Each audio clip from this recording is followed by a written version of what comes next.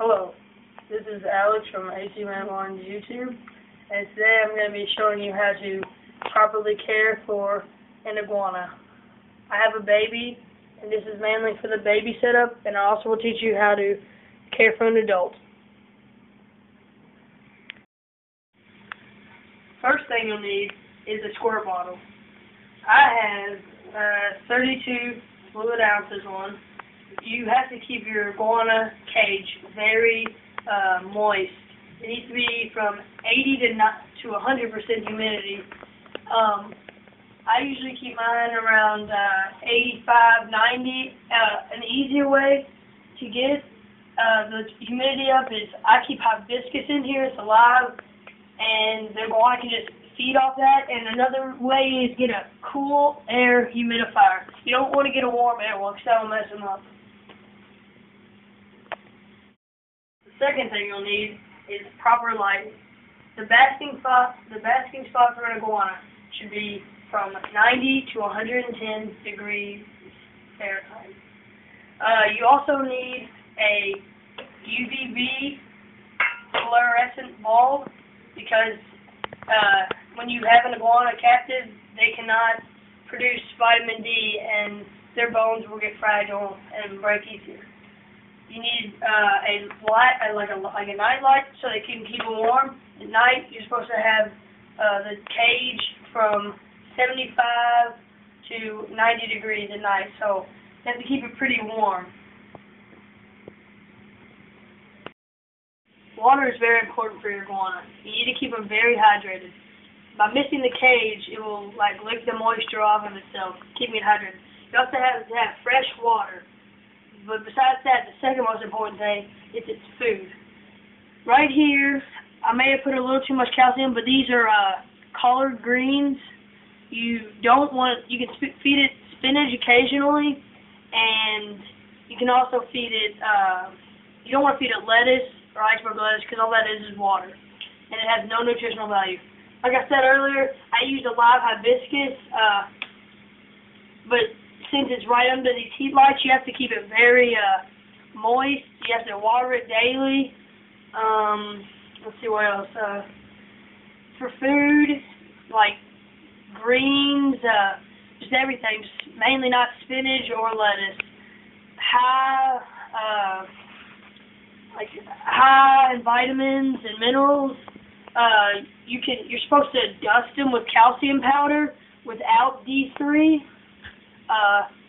If you don't want to get with D3 because iguanas need without D3. Along with vegetables, iguanas also can eat fruit, such as oranges, bananas, but it's very important for the babies that you slice them up into edible chunks. It has to be smaller than its mouth so it can safely eat it and digest it. You do not want to feed it. They're strict herbivores. They do not eat any meat. At all.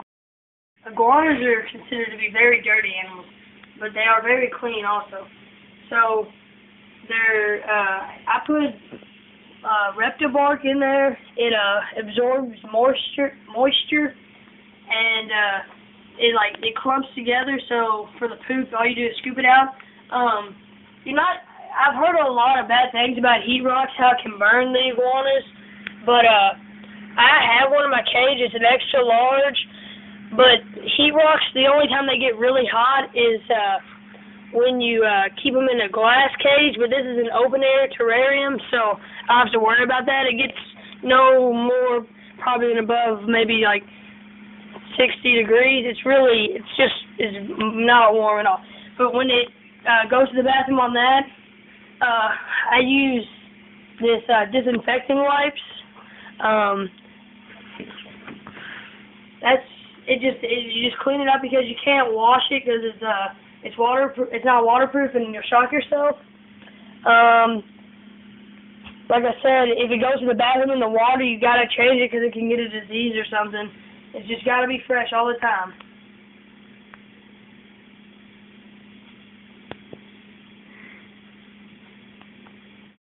Iguanas are arboreal, which means they like to climb. You need to have many climbing things for them. Since he's only a baby of he's only like 1 or 2 months old. So all I have is one single log in here, and he climbs on his hibiscus a lot. Like, it's winter here, but the hibiscus, the trouble I went to find it was totally worth it. Usually, you can buy just pieces of wood. They're driftwood from your local pet shop.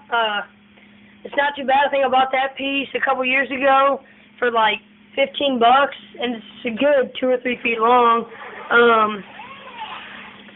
This open air terrarium, it's good.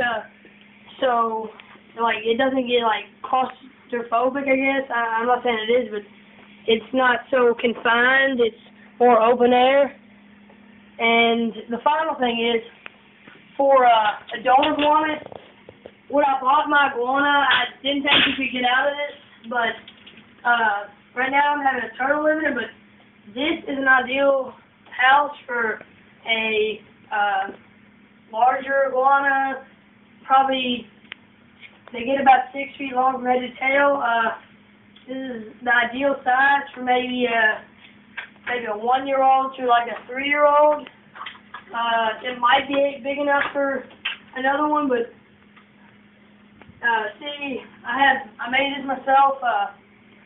It's good. You gotta have a lot of climbing things. I got another piece of wood for the bottom, and I have repto carpet here for like it absorbs moisture and stuff.